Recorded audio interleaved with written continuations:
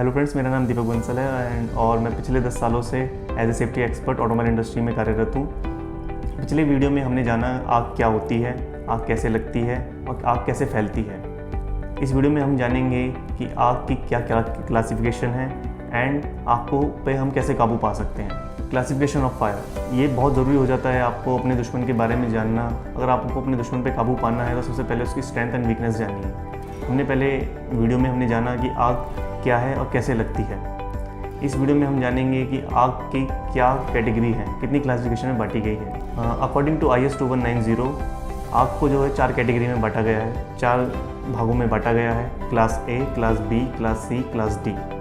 Class A solid fire, class B liquid fire, class C gas fire, class D metal fire, जैसा कि आप यहाँ पे देख सकते हैं। सॉलिड फायर में आपका क्या क्या कवर होता है? सॉलिड फायर में आपका anything which is solid except metal. If you talk about the solid like लकड़ी, कागज़, गत्ता, वुड, पेपर, ये सारे हमारे सभी ठोस पदार्थ हैं, ये सभी हमारे सॉलिड में आते हैं। लिक्विड पदार्थ है वो हमारा लिक्विड में आता है जो कि जलने योग्य है। जैसा कि मैंने आपको पहले वीडियो में बताया था कि फ्यूल क्या है, फ्यूल वो पदार्थ है जो जल सकता है। अब फ्यूल के आधार पे ही, पदार्थ के आधार पर ही हमने इसकी क्लासिफिकेशन कर दी है ABCD। Solid, liquid, gas. Gas क्या है आपकी, जो आपके घरों में पाई जाती है? LPG। आपने ऑटोज़ वगैरह एंड गाड़ीज़ वगैरह में देखा होगा कि आपकी CNG होती है। ये सारी गैस हैं जिनको जो कि फ्लेमेबल गैसेज हैं आपकी।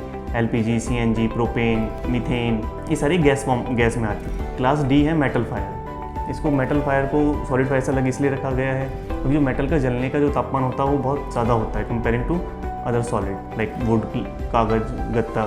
ये हमारे आसानी से जल जाते हैं कंपेयरिंग टू मेटल। मेटल का जो हायर डिग्री होता है, तो हमारे मेटल में आते हैं कॉपर, जिंक, ये सारे मेटल पदार्थ हमारे क्लास D में आते हैं। Aims to minimize consequences of fire, हम आग पे कैसे काबू पा सकते हैं? फर्स्ट ऑफ ऑल हमारी जो प्रायोरिटी रहनी चाहिए वो रहनी चाहिए हमारी प्रिवेंशन पे, क्योंकि prevention is always better than precaution and procedures.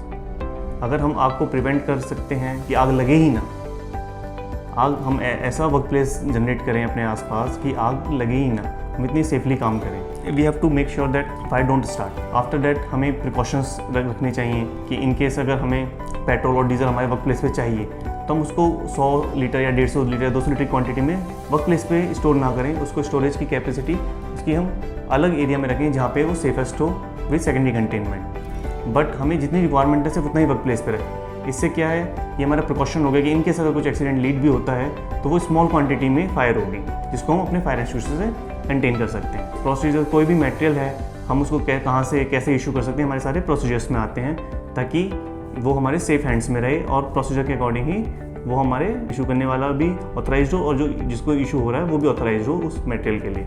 Okay friends, हमारे हैजर्डस ऑफ फायर क्या क्या होती हैं? अगर हमारी आग लगती है तो उससे हमें क्या प्रॉब्लम है? फर्स्ट ऑफ ऑल हमें जान और माल की हानि हो सकती है। आग लगती है तो हमारी उसमें जान भी जा सकती है, हम उसमें कॉट हो सकते, कोई भी वर्कर, कोई भी एम्प्लॉई, आप उसमें फंस सकते हैं और हमारी जान जा सकती है। दूसरा, हमारे जो है संपत्ति का नुकसान होता है, flames and heat, toxic combustible smoke and gases.